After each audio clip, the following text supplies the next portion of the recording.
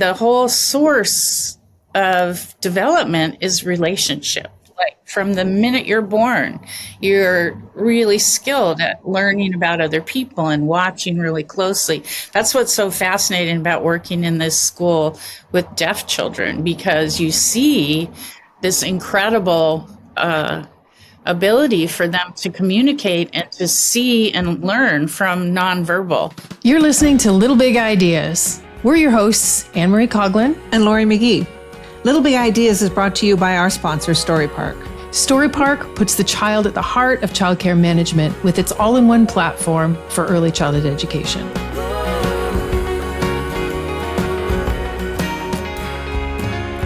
Hi, Anne-Marie. I love these opportunities for us to be able to connect and just talk a little bit about what's been going on around us and in our lives. So what's new with you? Oh my goodness. Well, it's gardening season. So I've been knee deep in the gardens, as you know. I found a dandelion that was 3 feet or 1 meter long. I actually measured it.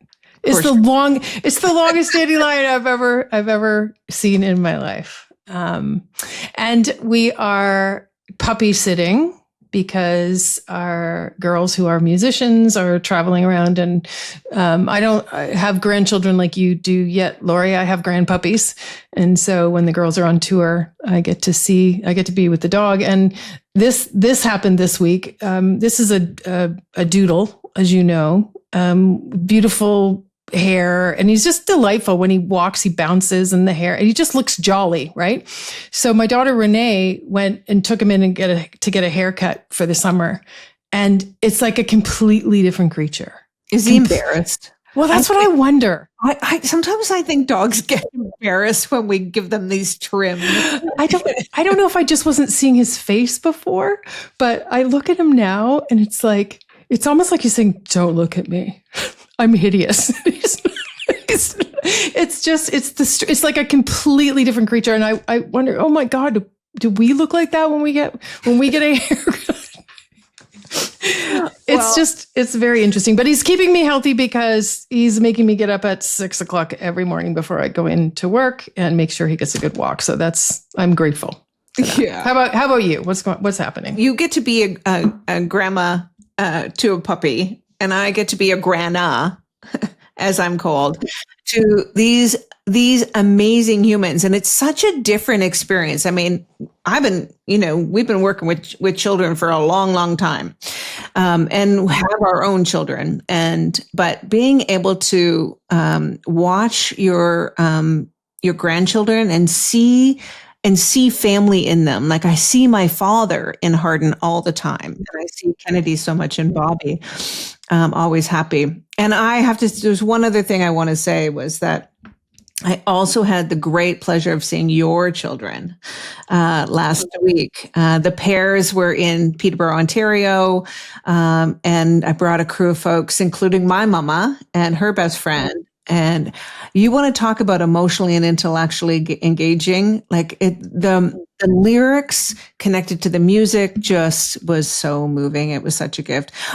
I'm grateful. I think I spent a whole lot of time with family this past weekend and dear friends. And it doesn't get better than that. And, and I know tonight's guest is also a dear friend of ours, that has been a friend of ours for many years. And we've been so fortunate to have Deb in our lives, Deb Curtis in our lives. Yeah. Mm-hmm. Well, I want to formally introduce Deb, but before I do that, I just want to say that I was just a tad wee bit jealous that I couldn't join you because I was babysitting a dog. I know, but you were texting me and I was not texting you back because I was actually present. That's good. Oh my goodness. Okay. Well, today on the podcast, we are welcoming someone who is not only a giant in the field of early childhood education, but also a longtime mentor and a dear friend to both of us, Deb Curtis. Yeah. I think it's been nearly 6 decades now. Deb's worked alongside children and educators in early learning programs across North America.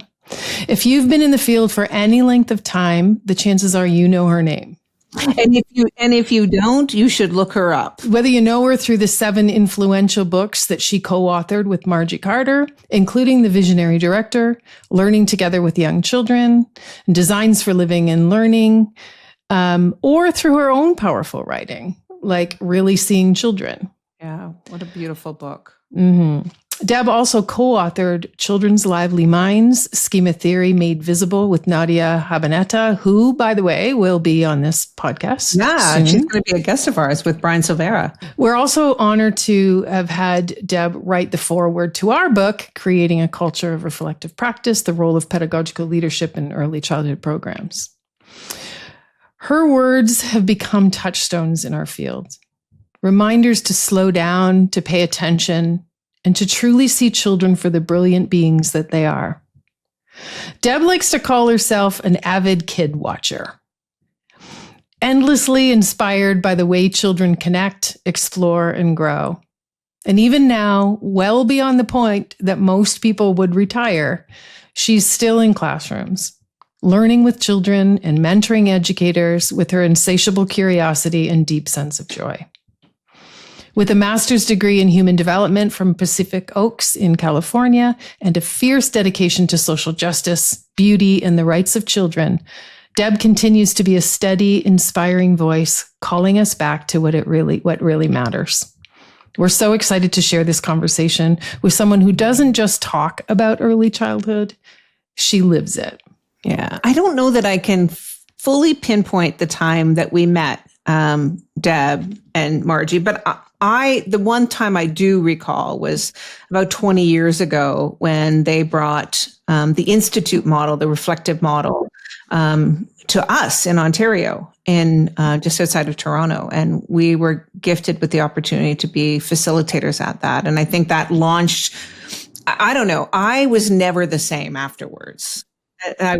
It transformed my thinking, and it transformed the way I thought about professional development. I know it has impacted our work entirely, in so many ways is based on that mentorship of Margie and Deb. But do you remember, because we've also had the pleasure of spending time with Deb in her home and as her friend, and in her sister's home in Sausalito, and going to California. But do you remember the time that she was driving us around? Oh. And we almost died? We almost died.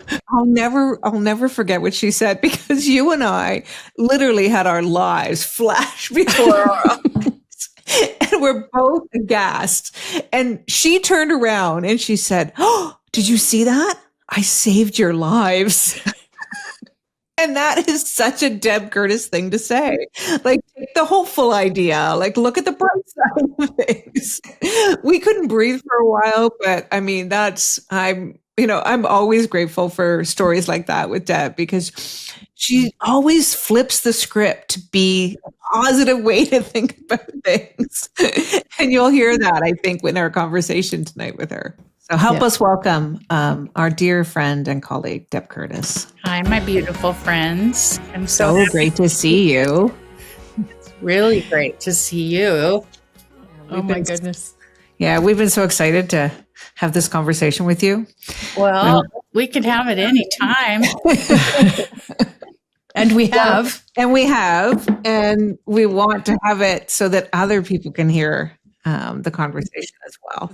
So thanks for meeting up with us in this way. We reached out to you and to a lot of other folks that we think are pretty amazing, who are doing amazing things, and who have had such important influences on the field. And, now it's another new beginning, even though for some of us have been around for a while. It's another new beginning, and we're interested in having these conversations with folks around what we should be carrying with us as we're moving into the 21st century in childcare. And some of it is in early learning, and some of it is the same stuff we've been lugging around for a long time, and some of it is new stuff. And so you are a pioneer, my friend. And so we're happy to have you. We were thinking about this idea, and you've been a mentor for us for many years, but you're in your your seventh decade of Yeah, I am. working in this way. It's pretty great from this decade, actually. The older I get, the more, my brain pathways are like, and the more I'm interested in see like the big, amazing picture of life and kids, and I don't worry about too much like I used to. Like, I'm moved on into the larger view of life, so it's nice. You have always talked about the idea that because you're still working in the classroom, and you just said you just came from a classroom, but you have always said that working with toddlers is the most intellectually engaging work that you do. Can you talk a little bit about that? Well, it's intellectually engaging, it's emotionally nourishing, and then it's part of my spiritual practice too. I just think they're the most remarkable humans on the planet. They are born with such incredible gifts for learning and relationships, and they're so present to everything, right? Everything is new to them, and their brains are so open and flexible that they see the world in a really amazing way. So I'm always, trying to see the world from their point of view and experience it the way they do. And then my other thing is I love to read what other people are saying about things like this, and I get really excited. I've been really excited lately with what I've been reading and seeing. So yeah, I never want to stop. I always want to be with it. I'm not doing it as much as I used to do, but I'm still doing it, and it brings me joy. My work this morning was at this school where this was actually a preschool boy in a bilingual sign language English school. And they asked me to come, giving them a different perspective about this really spicy guy that was big in his body and his spirit, and he just has so much going on. And so I was trying to give them the perspective about to stand back and see how amazing he is, and see how they can fall in love with him, because that's what they deserve and he deserves. And it's not easy because he's pretty tricky, but I'm hoping I gave them that perspective. You mentioned reading, and I know that's something that we've connected over the years, and I've always loved to know more about what you're reading. And I know you sent my husband Andy a book a long time ago about golfing in Ireland, and it's one of the few books that I know in our 40 years of being together that he's read from start to finish. I know, but I don't remember that one. You don't remember? No, but it reminded me of him, I think, when I read it. Yeah. So you've always kind of been great at sharing what you're reading and broadening your own mind, but ours too, and certainly other people around you. So what are you reading now? Well, I mean, I think oftentimes people's eyes glaze over when I offer these things that I'm thinking about.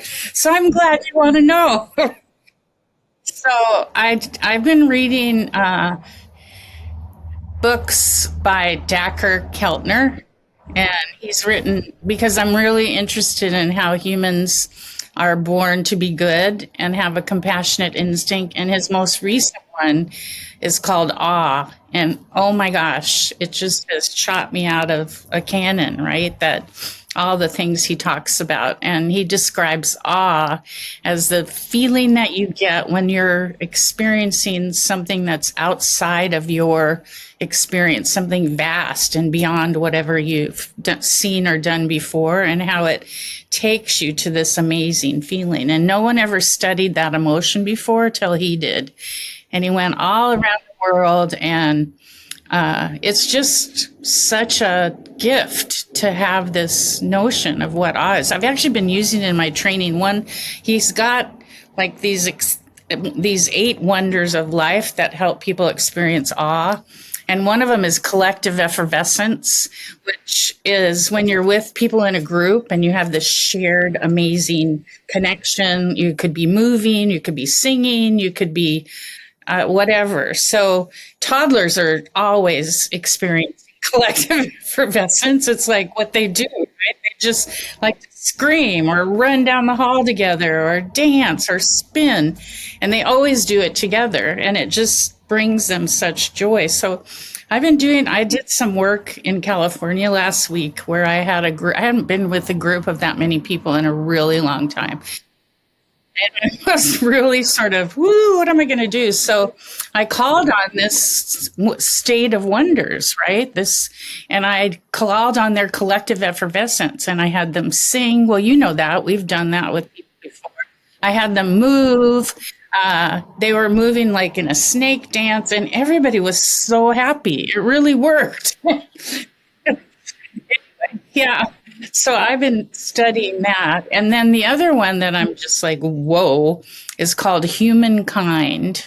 And I got to remember the guy's name. And he's studied humans since back in our cave people days, like when we're really primitive days. And it's a huge complex thing, but it relates to this story of the two wolves. Do you know that story? The grandfather's talking to his grandchild, and he says, I have these two wolves inside me, and they're fighting with each other all the time. One of them is a really mean, angry wolf, and the other one is a really kind, pleasant, caring, compassionate wolf.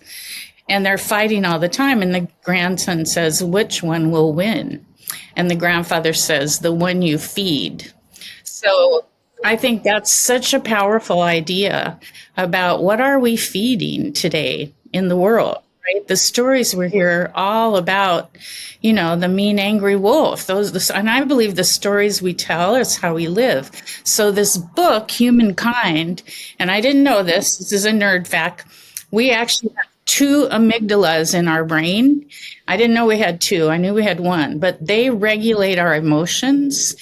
Actually, the right amygdala is the fight and flight, the mean one that tries to protect you. We need it because it protects us, but it always also is the one that's the fierce, kind of violent one, protective one.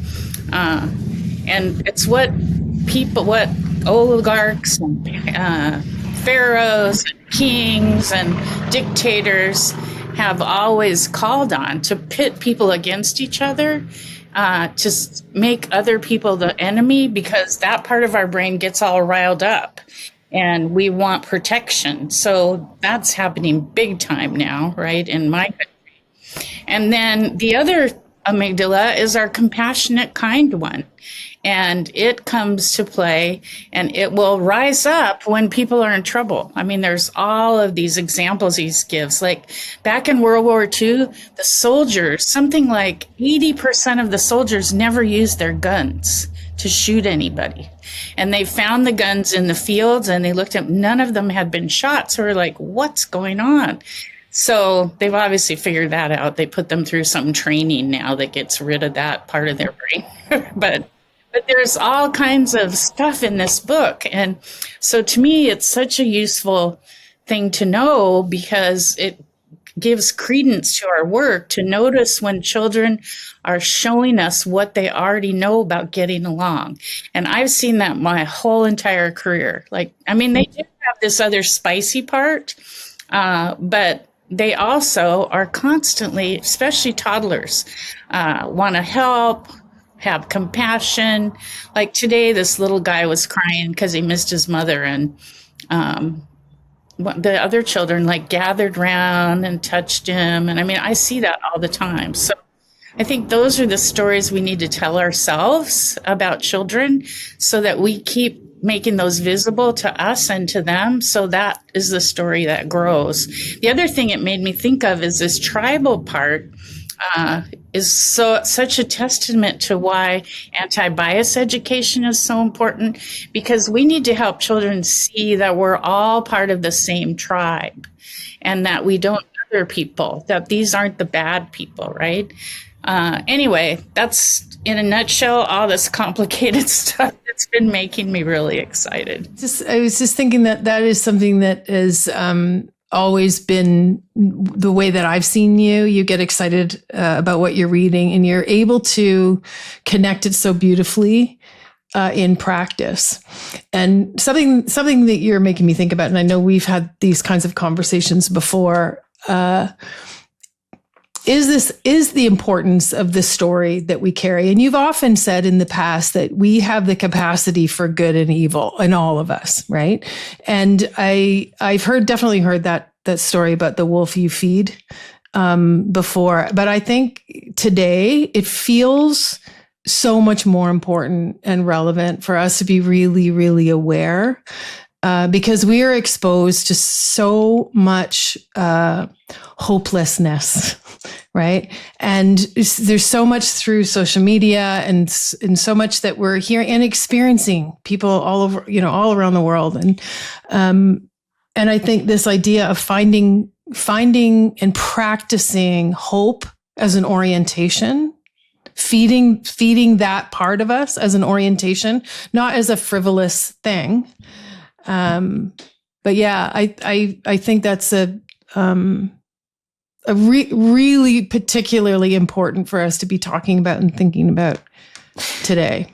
Yeah. The other thing that has me thinking about too, both what you talked about, Deb and Emery, is the idea of the fact that our classrooms are not innocent spaces. That we often think about, well, when we have children in our care, we should just shelter them from all the things that are happening in the world, the good and the bad, but keep this safe space. And I think that our call now is to really engage deeply in the anti-bias work and the DEI work in our classrooms to support, because there's so much happening outside right now in the world that children are hearing and seeing and having, hearing conversations about. And I think it's a really important call right now for us to make sure that that those conversations in appropriate ways are being held in our classrooms.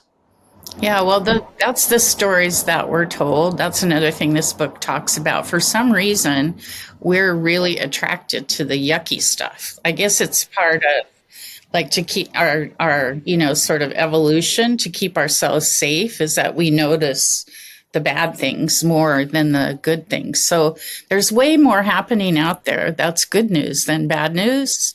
And it's the bad news that we're told, because that's what sells products. That's what people are geared toward. So I just think we have to remind ourselves of that. And we can see it everywhere, right? Like, that's what I'm trying to do. Walk through the world and see how people are kind and doing really inspiring things. And children are always interested in other people. We can change the narrative to see what's good. And yeah, we have to keep alert, because we want to push back on that stuff that's trying to take over. But I do think that, I don't know, I feel more hopeful than ever because I'm paying attention to that and trying to help that, trying to spread those ideas. I'm driving the freeway the other day, and this idea of somehow we have some agreement as humans to follow certain things. And if you think about when you're driving and there's all these cars and traffic and people are going a zillion miles an hour, there's some way we hold each other, right? That we don't crash into each other. We follow and try to be a group. So I see that with kids. You see it with birds. They don't fly into each other, right? You see that we have some way that we are present to how we're part of groups, that we share a similar thing, and we're willing to, go for it so we can get along. It is interesting because it's like a discipline too, right? How easy it can be to get caught up in the stuff that doesn't serve, and that I think it's a discipline that the more we become aware of what we want, the more we become aware and conscious of a direction that we want to go, the more we can become aware and conscious of all of those things that influence us and make decisions. Like everyday decisions or every moment decisions sometimes that can be tricky at first and for a while until they're exercised. And I think one of the delightful things about you, Deb, is we've watched you exercise that muscle for decades, right? And so it's almost like, well, you've been through stuff before. You were part of worthy wage campaigns and, age gives you a lot of benefit that way, right? Mm-hmm. The other thing it's making me think about too is the stories we share in documentation. And I think this has always been something that I've learned from you, Deb, is to share the stories about how do children already know how to get along? Where are children kind to one another? And I think that, there's this pressure often about like documenting development. And it's not that children's development isn't important, but the stories that we share should be the stories that we want to grow and we want to give our energy and attention to. And I often think about those spicy children, as you talk about, and what are the stories being written about them? And how do we bring visibility to their amazingness in our documentation? So the narrative changes for children too. The children that are seen as the spicy ones, that when we write about them, we can have impact and influence on how the world sees them, how their families sees them in group care as well. Yeah. Well, the thing that I'm finding most central to everything for children is their relationships. It's stuff that, like when Nadia and I did this book about schemas and how children have these repeated actions and patterns in children's play. And really what the other thing that was really true about that, it's what brought children together to play together because they all do it. They all see it. They all go, oh, I know that idea. I'm going to do that too. Or let's do that together. And without even verbally talking about it, they use that, right?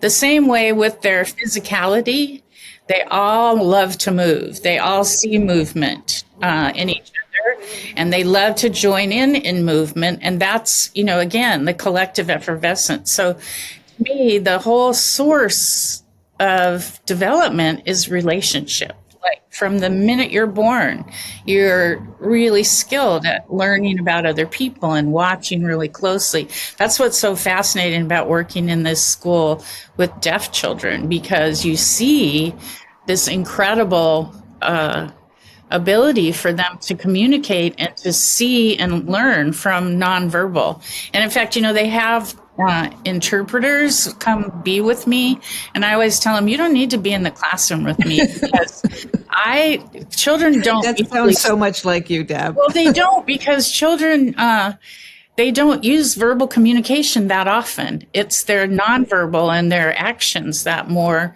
And I can tell when they're doing sign language, some of the rudimentary things. It's kind of obvious. So, I need it when I talk to the grownups, but not when I'm watching the kids, because they're remarkable. And anyway, that's the other thing this, Dacher Keltner talks about.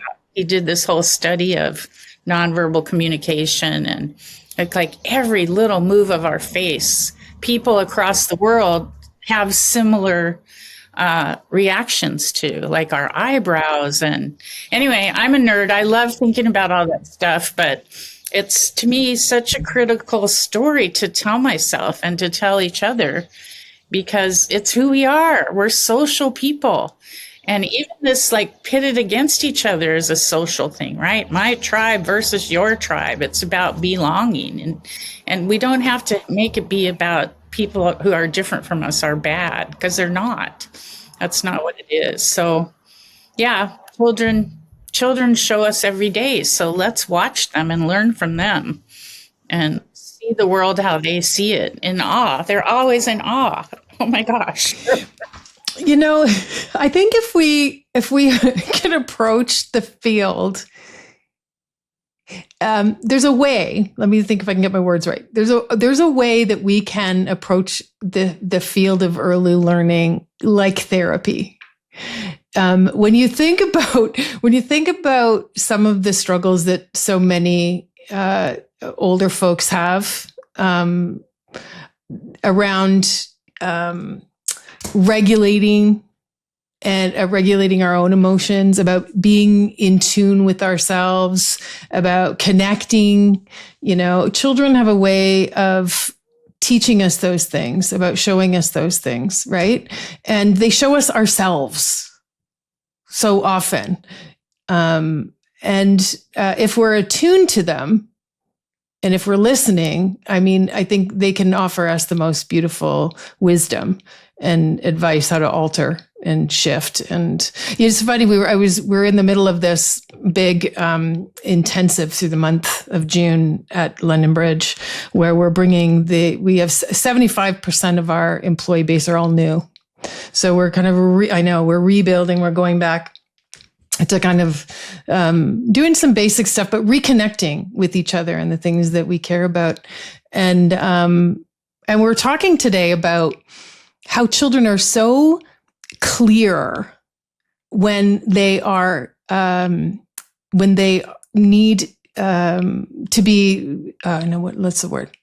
They give us insight and information all the time. So if they're always going to go to the thing that is most interesting and most challenging for them, because they're brilliant that way. And if they're throwing something across the room, or if they're pushing chairs, or if they're gathering around the stranger that walks in the room that nobody knows, they're telling you that is the most interesting thing for them to do. And, and if we can pay attention and watch, it's like, oh, if that's the most interesting and engaging thing for them to do, and I don't want them to be doing that, that tells me that I need to be offering something different to meet up with those minds that are so brilliant and need to be challenged and pushed and engaged in a different way. That will have that same experience. Yeah. Yeah, well, that's, to me, what I think is most important is for teachers to pause and notice themselves. Because again, the story you tell as an adult in the room with kids is what happens, right? If you're paying attention and only being the preschool police to all the problems, to all the challenges, then you're going to have a bad experience and the children aren't going to have a very good one. So I do that. Well, we've done this work, this side-by-side work, and we go into classrooms with teachers who don't have a role with the kids. And to me, that's become the most powerful tool, because when you don't have a role, you can actually pause and notice yourself first, which I don't think we often do or get to do, right? It's all about what we got to do next and the rules and the routines. And so who we pay attention to and how we pay attention to them is what's going to be the experience for us and probably for the group. Although you can kind of see kids are off in their own little world sometimes, and they're not noticing you if they're lucky. Anyway, so that to me is the real work. It's like, how do you pause and notice yourself? And what am I noticing? And why am I noticing that? And if I look somewhere else, what else is happening that I didn't notice? And I don't have a role, so then I think, well, what happens if I don't take this role that I would normally take?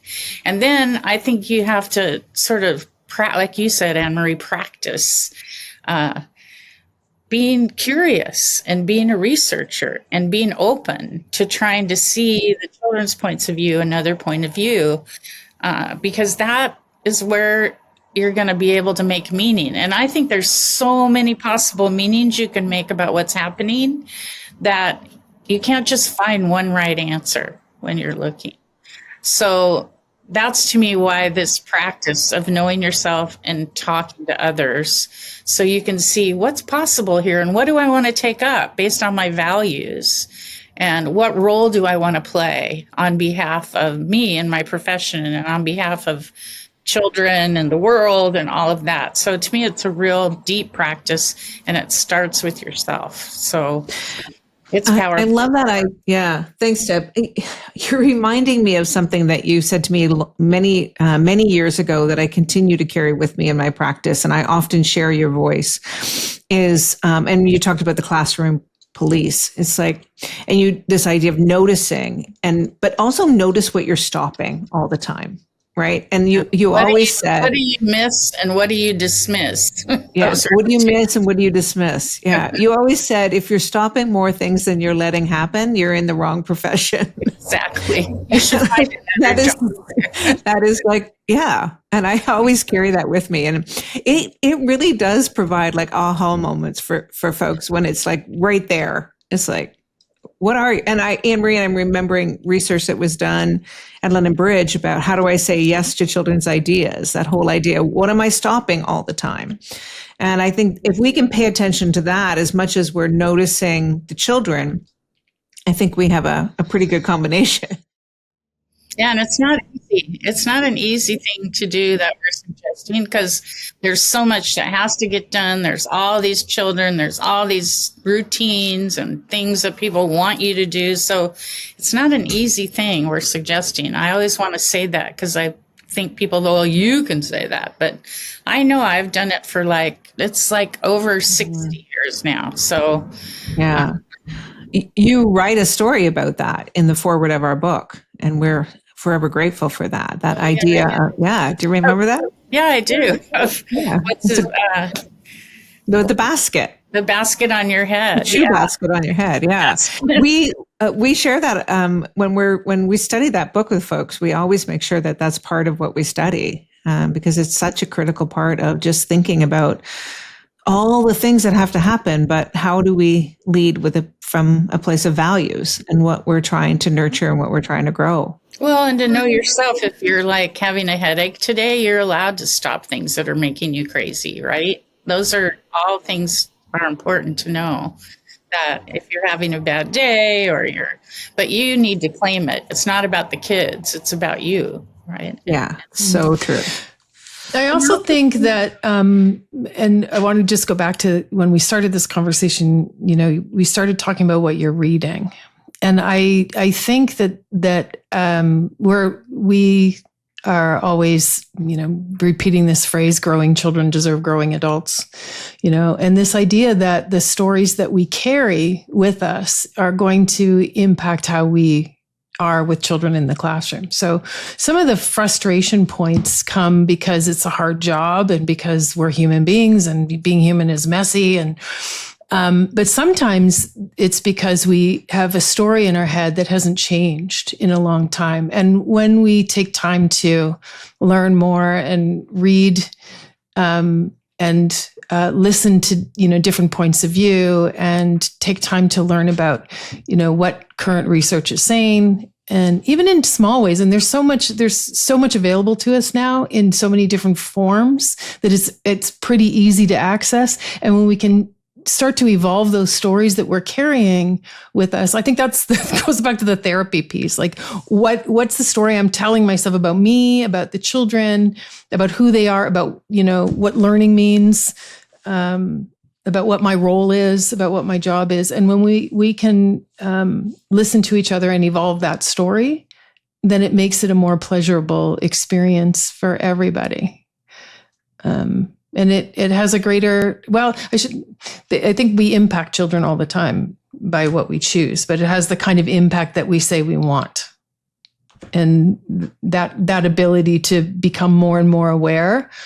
And I think that's something that you and Margie Carter brought to us years and years ago, of this idea of knowing yourself and going there first, which was a gift to the field, I have to say. It's like, what is my emotional response here? What's driving that emotional response? That's why I mean it's therapy. It's like, why am I feeling this way? Rather than you need to change to make me feel better, right? And I think that again is a practice. It's not always easy. Mm-hmm. It requires a level of humility and curiosity, right? Yeah. And just that idea of learning happen, like the idea of professional learning and learning for children should be joyful, that we should be emotionally engaged in the work and intellectually engaged in it. That's always something that's a gift that you and Margie both brought to us as well. Well, and again, that takes practice. I don't think it takes support from other people. Just like, I think all of our stages of development as humans, there's always some really yucky parts of it and some really good parts of it. And I don't know that we can avoid that, right? We got to dive in and be messy and all of that stuff. And again, children show us that, right? They're not these happy little beings all the time. They're wrestling too. So I don't know. I think it's aging. That's the other thing I'm like really on is like try to help people see getting older is not a bad thing. Amen, sister. I mean, there's so people like, oh, no, I don't want to talk about how old you are. Oh, you're not that. I mean, like, yes, I am. I'm going to be 74 years old. If I'm lucky, I have a good 10 years left. Well, they might not all be good, but every decade has a different set of things that are not so fun and things that are amazing. And that's true for aging. And I think, again, just like people's attitudes about children and the beliefs we have about them, the image we have of them is also true for older adults, that we have this image of them as they're, old and decrepit. And it's just not accurate at all. I mean, there is some of that in it, but it's sort of the story we tell. So I'm here to say, don't worry about getting older. Just live into it and enjoy it and notice how, the depth of your experience and all of I don't care about stupid shit anymore. Like, I don't have like a ton of ambition anymore. I want to be present and make a contribution, but it's like when you're younger, you're like constantly striving, which you should when you're younger. So don't let people tell you being old is a bad thing, because it's not. I know. You always bring such wisdom and such gifts to our conversations. I just, as women ourselves that are getting older, it's always I think to hear that message. Pretty cute old ladies these days, don't you think? I'm loving the haircut. Yeah, I'm loving yours too. You like grew it really long. I did. I had short hair forever. You did. It's very attractive. Oh, thank you. I want to become an older woman with long gray hair. It is my aspiration. Yeah, well, you're there. You don't quite all have the gray yet, but just give yourself time. We do have some questions for you. Oh, are we going to do the rapid fire thing? Rapid fire. It doesn't have to be, It takes. It can be as slow rapid to grow. It does take a lot of slow to grow. You can take your time, or you can answer quickly, but and they're big questions too. So just I guess the rapid fire is what comes to your mind first. So finish this sentence. The most important thing an early childhood educator can do for children is be present with them. If you could give every child one gift, what would it be? Time to play. Just time to be children and have a childhood and not try to rush them through the whole thing and fix them. Yeah. That stuff, I have very little patience these days for being a mentor for grown-ups, because I'm like, seriously? Stop and notice what the children are doing. I have a really hard time. I do think that conditioning, that we get, that we want to rush children to the next level, get them ready. We carry into adulthood, and it affects us too. Yeah, for sure. And that's one of the things I think is so important about this work, is that it's not just about big people learning how to be with little people. It's about human beings learning how to be together. And the same stuff that affects young humans affects, older humans too. It's all the same stuff. We're just in charge of working on it. I think we're holding that space. But yeah, we're bigger and bossier. So bigger and bossier, 100%. What do you want, Deb Curtis? You've done a lot in your life and continue to do a lot. And you've impacted a whole lot of people, ourselves included, in ways that you will probably never know. But what do you want to be most remembered for in your work? Telling the stories of children, detailed stories of children, because that's what I've always loved to do and see. So helping people see the joy and the, like I said, intellectual, emotional, and spiritual joys of just seeing and telling the stories of these amazing things these humans do. That to me is what I want to be remembered for. You've done that so beautifully in so many of the books that you've written, and you've brought the voices of children. And I know you have more coming out, more stories, more books coming out. Yeah, Nadia and I are writing another book, we think, at this point. It's a lot of work to write a book. You remember that, right? No, we remember that. And so I'm not sure, but I think it's a really important story, and we already signed a contract, but at these days, I don't know. We'll see. It's going to be about this whole ways children are eager and skilled and competent at relationships. And I just think we need to help each other see that, so that, because the other research I'm reading is that we actually undermine their natural gifts when we try to teach them, that they are smart enough to know that we know more than them, so they stop paying attention to their own instincts and only do what we say or in response to what we say. So I just think it's such important information. Don't undermine these amazing natural gifts for learning and relationships, because we're born with it, and it gets taken away because people think we don't know enough, or we don't know how to share. It's not true. We do. And we don't know how to learn. It's not true. We do. So that to me is like so we're probably I'm collecting stories, and so is Nadia. So we'll see. Wow. Beautiful. Well, yeah. Well, I think all I can say is what a amazing pleasure it is to talk with you as always. And we're both grateful for your mentorship, but also your friendship. And thank you for housing my children when they go on tour in your community. I love your children. They are the best. And I love seeing pictures of your grandchildren. My boys. You told me the other day, it's been like, 9 years or something since we were together? Well, yeah.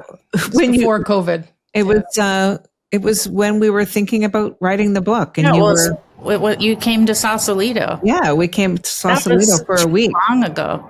That was a long time. Pre-COVID. So it's time to get together again soon. Well, you guys are so busy, so you're the ones that have to make time, because I'm not busy. Okay. I'm all right. hanging out. Well, let's make that happen. Yeah, we'll make that happen. And you have been an inspiration to me. You have among the best programs I've ever visited in all of the U.S. and Canada. So I'm really impressed with your leadership, and you're making a difference, and you're even doing this fancy new podcast technology. I think it's such a beautiful way to elevate voices for people that we can share these stories with people all over. That we don't often get to do. So I think don't need my voice elevated. Go talk to Renee and Noelle about how they. I took my mom to hear them.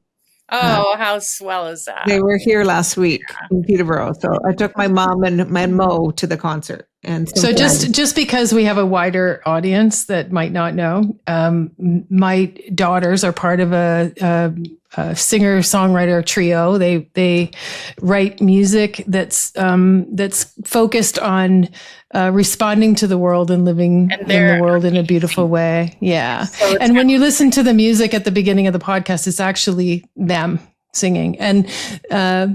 And so, yes, they were just in Seattle, and Deb was kind enough to show up, and other friends housed them. And they were, when they, traveled to Peterborough, Lori brought a whole crew to see them, and we're really grateful. And they just jumped on a plane, and they're in the UK now. So, wow, really? Oh, yeah, good for them. Yay. Yeah.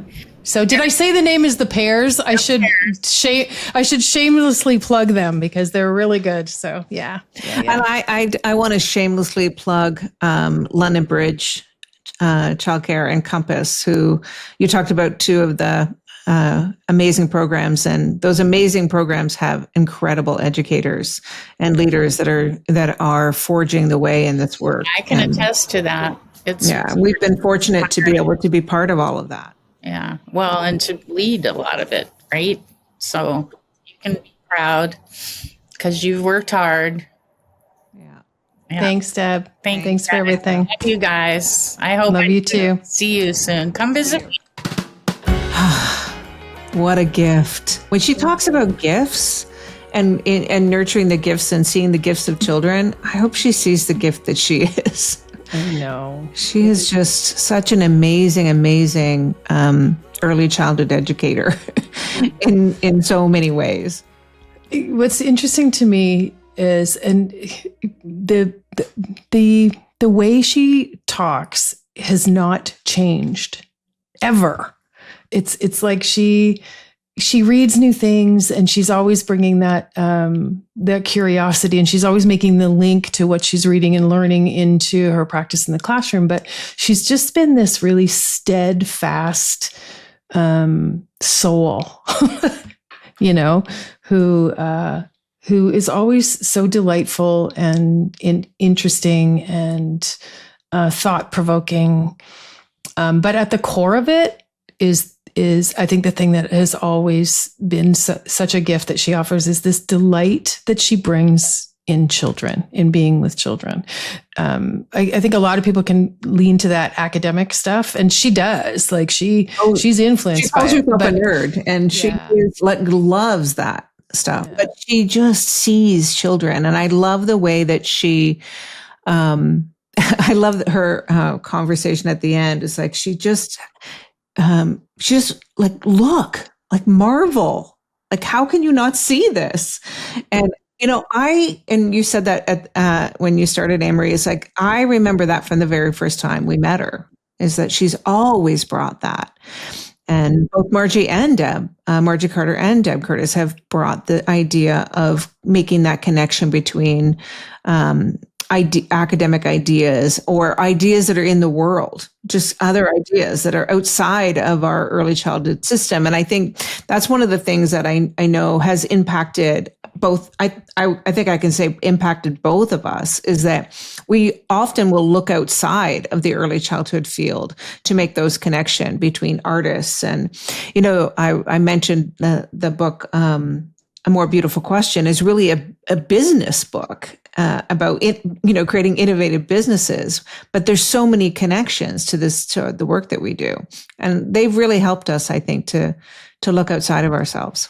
Mm-hmm. The other thing I think that is so great and important, really important, and is probably one of the first people that I've ever heard just talk about the reality of how this work is not easy. Right? There's joy in it. It's delightful. It's riddled with gifts for sure.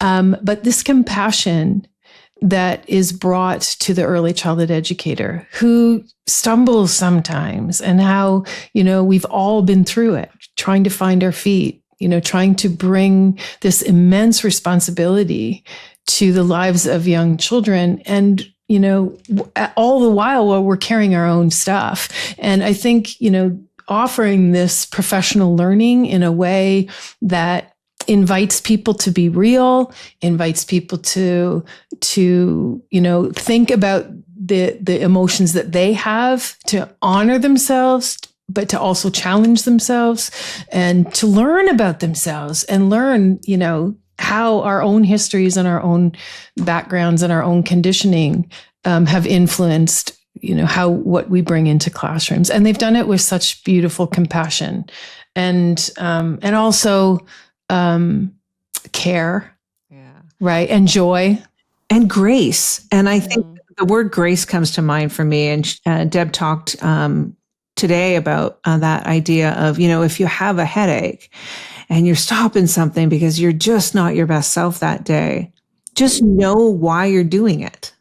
Like this idea that it's not about the children right now. It's about, and I love that she, give yourself some grace sometimes, because this is really hard work. And she knows it. And, and I think that's one of the things that she's always brought, is the fact that she understands classroom practice because she's in it. and she's been in it for decades. So she's not talking about ideas that she hasn't moved in and experienced. And I think that that's a really important thing for early childhood educators and for this field, to have folks that have been in it and understand it and talking about it. And she's always been so relatable that way. Yeah. And I just think this idea of we can't do it alone. We're not meant to do it alone. We need each other. We can hold each other up. And that is why I am so grateful to you, my friend, because we are also better together. We are always better together. Yeah. And grateful for the folks at Storypark that are helping us to get this podcast out and helping us to share some of those voices that we've been so gifted to have in our lives, and offer them out to other people. So thank you again for joining us. You've been listening to Little Big Ideas, a podcast brought to you by your hosts, Anne-Marie Coughlin and Lori McGee, with the help of our friends at Storypark.